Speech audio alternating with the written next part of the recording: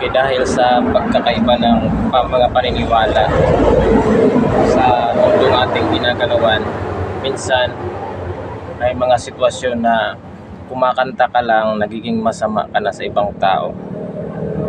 Sumasayaw ka lang, nagiging masama ka na sa kanila kasi nga may mga relihiyon o faith na bawal sa kanila ang kumanta. So nag-TikTok ka lang, nagiging masama ka na kasi bawal sa kanila yun. Kumakanta ka lang ng isang love song, nagiging masama ka na sa kanila kasi nga bawal at ikakasama daw ito. Ngayon, dito sa ating ginagawa, sa ating ginagawang misyon, sa misyon ng totoong kaharian ng Diyos, hindi dito bawal ang kumanta at hindi rin bawal dito ang sumayaw. Basta wala kang taong nasasaktan. Okay, so of course, obviously may mga sayaw na hindi rin appropriate. So kagaya ng mga sayaw na naghuhubad. Of course, kapag nakikita yan ng mga bata, tinutularan nila yan. So of course, kung ikaw yung may kaalaman, huwag mo nang gawin. Kung mayroon kang kasi yun nga sinasabi dyan, much is given, much is required. Alam mo na masama, bakit mo pa ginawa?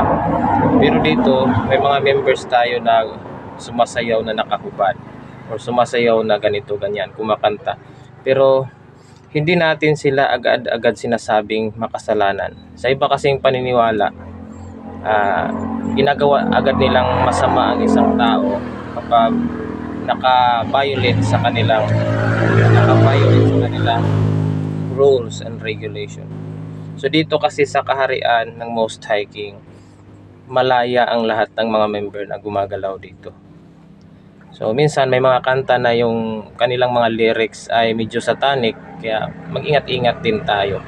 But it doesn't mean na nagiging masama na ang isang member kapag kumakanta dyan. Kasi nga minsan may mga members na they lack of awareness about the lyrics, kaya kinakanta nila kahit hindi nila alam. So unconsciously, hindi nila alam talaga na ang lyrics para noon ay masama. So kaya nga dito sa ating gawain, nag-evolve na tayo. From religion, nandito na tayo sa divine government. Ang heavenly government ay kakaiba naman sa religion. Kaya nga yung iba nagtataka sa atin, Brad, bakit nagtuturo ka ng ganito? Bakit ka sumasayaw? Bakit ka kumakanta? Bakit ka sumasali sa mga ganon? So dito kasi sa ating kaharian, malaya tayo. So ito yung sinabi kasi ni Paul sa mga propeta at saka sa mga apostolis ni Jesus, na kapag naghahari ang Espiritu, there is freedom. Mayroong kalayaan. At ito yung kagandahan kasi magiging masaya ang mga tao kapag magiging malaya sila. Pero kung mananatili ang pamamaraan sa religion, magiging malungkot ang mga tao kasi sobrang higpit ng kanilang mga bawal. So dito sa ating kaharian, malaya ang isang member. Kung ano man yung kanyang ginagawa, kung ano man yung paraan sa pagpapalaki niya sa kaniyang mga bata, sa kanyang pamilya, hindi natin sila binabantayan. Binibigyan lang natin sila ng advice during gathering, pero hindi natin i-manipulate ang mga tao kung susunod ba sila sa atin or hindi. So iba na po yung i-manipulate mo kaysa tinuturuan mo. Mayroon tayong freedom dito sa kaharian. So hindi agad-agad na sasabihin natin na masama ang isang tao dahil sumasama siya sa isang lalaki, sumasama siya sa isang babae. Sa ibang religion kasi at paniniwala, nanliligaw lang ng babae, masama na eh. Sa atin wala, hindi yan masama. Natural lang sa lalaki na manligaw ng babae. Bakit ikakasama yan? So kaya nga, may mga babala lang din ako, may mga reminders lang din ako sa mga members. Kasi minsan, parang yung attitude nila at character at kaalaman nila mula sa kanilang mga religion, parang dinadala pa nila dito sa kaharian. Kaya sabi ko, iba ang nandito ka sa gobyerno ng Panginoon at sa gobyerno ng mga tao. Sa gobyerno ng mga tao kasi is masyado silang pakialamero sa buhay ng iba.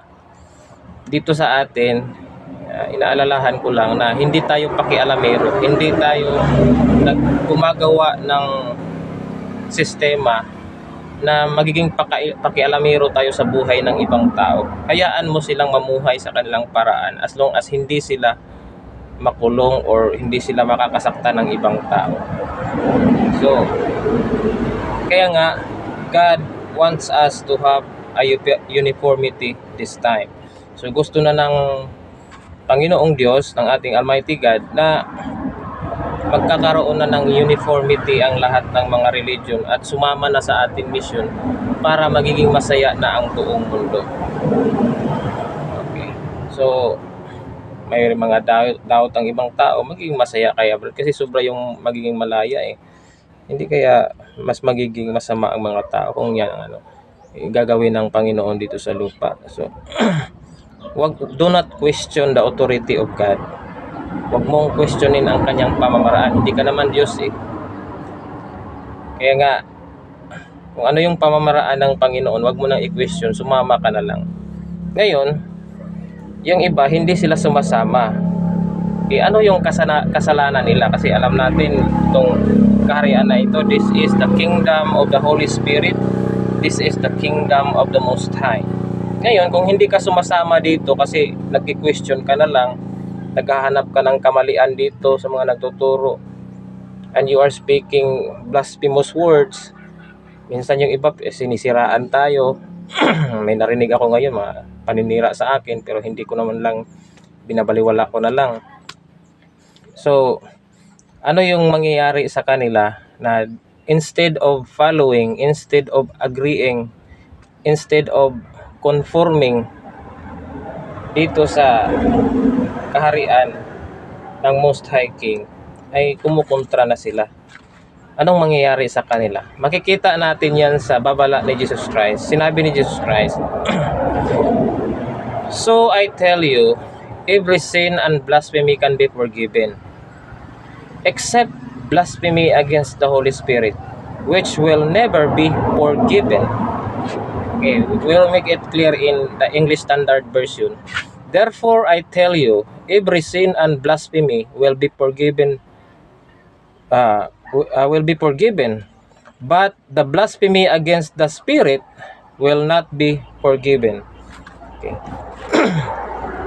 Kapag kumukontra ka sa kahariang ito at sa leader, sa Holy Spirit, at nagki-question ka dyan at nagpa-blaspheme ka, nagsasalita ka ng hindi mga maganda, o hindi ka sumasama, that sin is unforgivable sin. Hindi na yan mapapatawad ng Panginoon. Kahit ilang beses ka pang papasok sa iyong, kahit 1,000 beses ka pang papasok dyan sa church mo at magmamakaawa sa Panginoon, hindi na yan mapapatawad, sabi ni Jesus Christ. So, hindi tayo lang ang nagsasalita niyan, kundi si Jesus Christ din.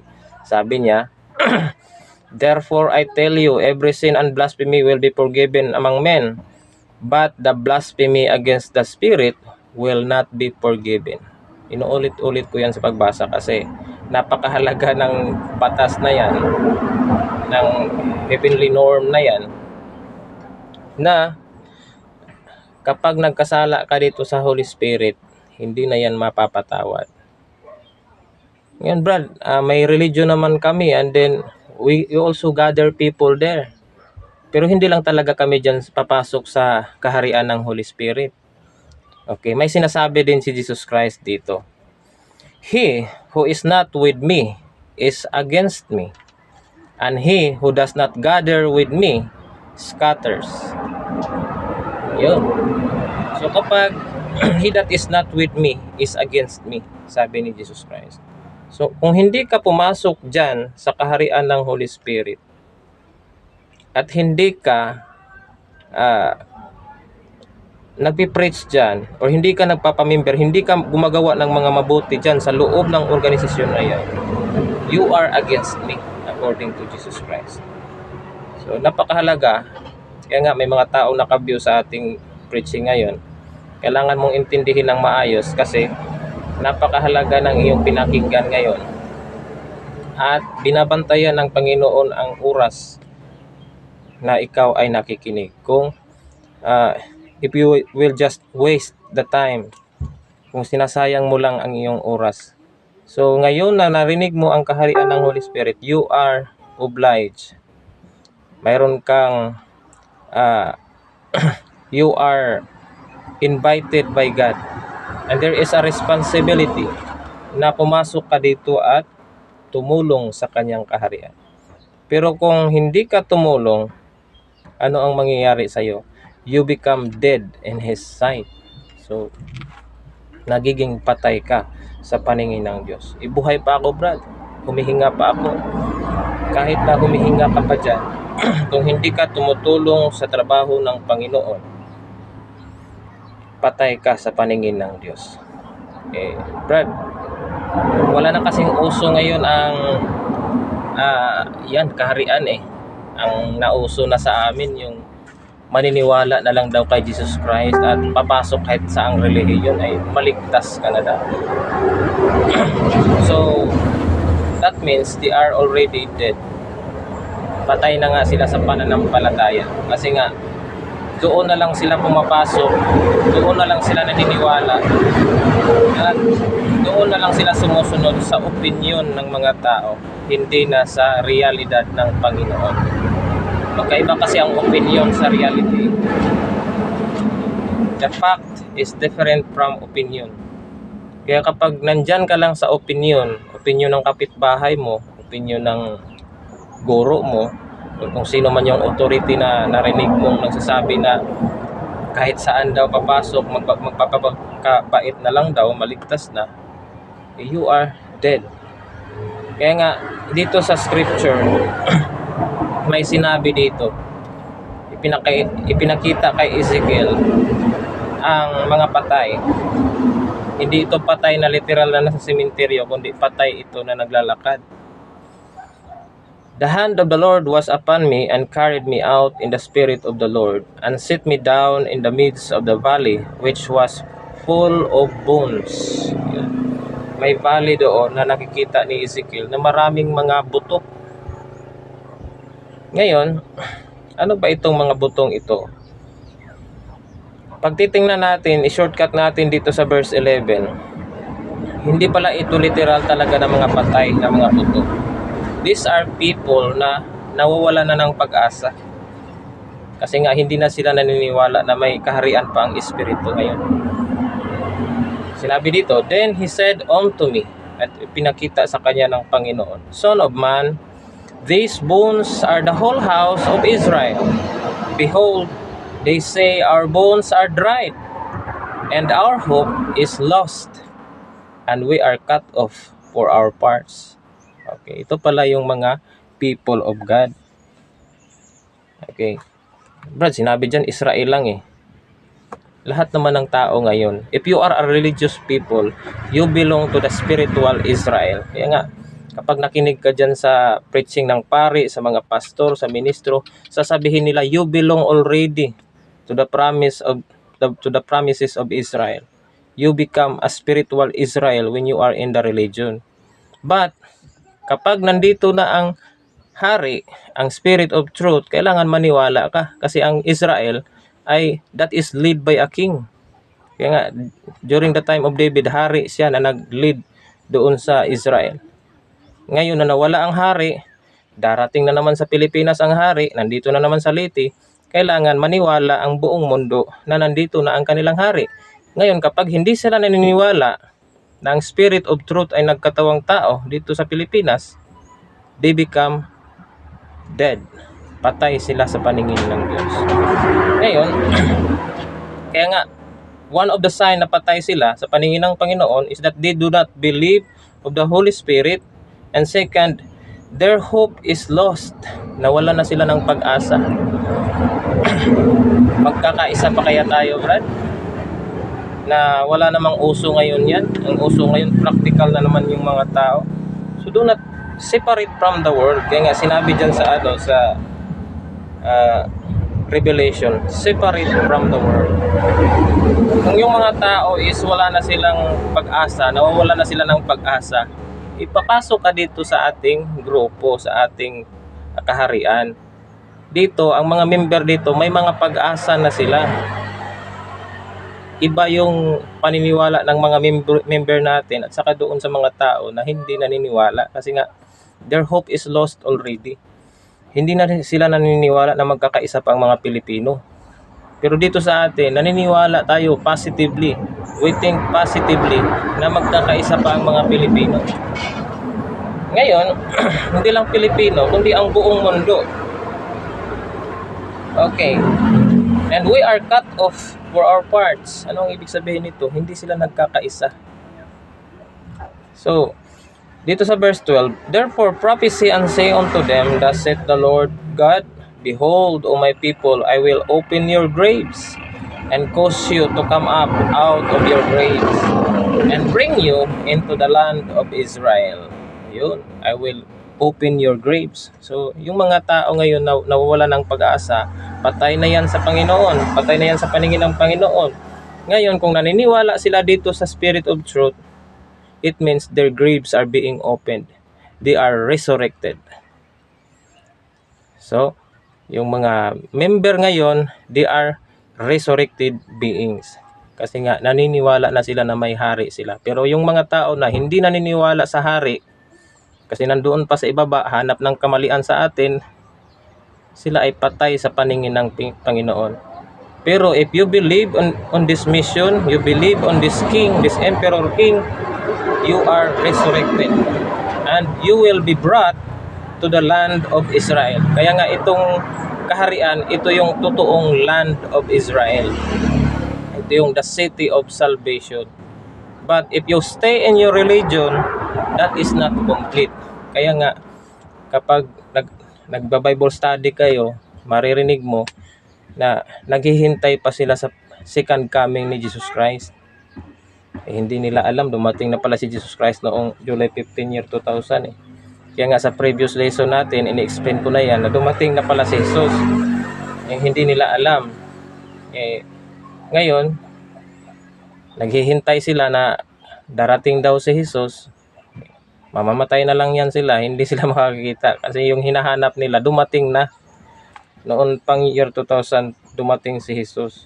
Ngunit isang tao lang ang pinaparinggan ng kanyang boses. Ito ay ang kanyang Ama, ang Holy Spirit. Okay, so ano ba yung benefit kapag nakasali ka dito sa kaharian ng Most High? Nagiging saints ka dyan ng Most High. At you are positive thinking person na magkakaisa pa ang mga Pilipino. What is the blessing of, halata naman sa mga lecture natin. Of course, you are a resurrected being. Naisilang ka na mag-uli. Dahil dati patay ka sa paningin ng Panginoon. And the other thing is, this is the most important. Okay, dito, sa verse 27 ng Daniel chapter 7. And the kingdom and dominion and the greatness of the kingdom under the whole heaven shall be given to the people of the saints of the Most High, whose kingdom is an everlasting kingdom. Okay, kapag sumali ka daw dito sa kingdom ng Most High, you belong to the kingdom which is everlasting. So, i-type mo dyan sa Google kung anong ibig sabihin ng everlasting para mas malalaman mo pa. Ang ibig sabihin ng everlasting, that is eternal. Walang hanggang kaharian kapag sumali ka dito. God will give you with complete certainty the eternal life in your second life.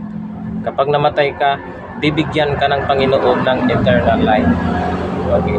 And all dominions shall serve and obey Him.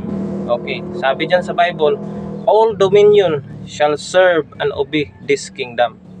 So there is a law, there is a norm, there is a universal dharma that is implemented na ngayon, that is obligado na lahat ng mga kaharian na sumunod na dito. All dominions shall serve and obey Him. Pero yung mga government ngayon, hindi pa sila gumagawa, hindi pa sila gumagalaw. Kaya instead na sumali sila dito at magsuporta na sila dito sa kaharian ng Most High, kumukontra sila at binabaliwala nila. Kaya ngayon, God will give the sentence. Magkakaroon ng mga calamity, mga paghihirap, mga unexpected punishment na ipapakita. Apoy, sunog, tubig, kalamidad, gutom, sakit. So ipaparanas ni Almighty God sa kanila dahil nandito na ang Most High King, hindi sila sumusunod. So sabihin nila, I believe in the Bible. Umiiyak pa doon sa pulpit. Tapos nandito na ang kaharian ng Most High, hindi siya sumusunod. Nasa Bible niya pala. Umiiyak. Yung iba kasi nagpe-preach dyan sa nila, sa pulpit nila. I believe in the Bible, tapos umiiyak pa, paiyak-iyak. Nagadrama doon sa harapan ng mga members nila. Ngayon, hindi man lang niya alam na kailangan mong hanapin ang kaharian ng Most High King. Dahil all dominions shall serve and obey Him. Verse 27 of chapter 7 of Daniel. Pero anong nangyari ngayon? Hindi. Kaya yung mga tao dito sa paligid natin, konti lang yung nagpapamember. Yung iba, naghahanap ng kamalian sa atin. Kasi nga daw, ganito, ganyan, yung mga paninira nila sa akin, klase-klase lang. So, kaya nga, instead na maligtas sila, they are now living in hell while living on earth. Nasa mundo pa sila, pero nasa impyerno na sila.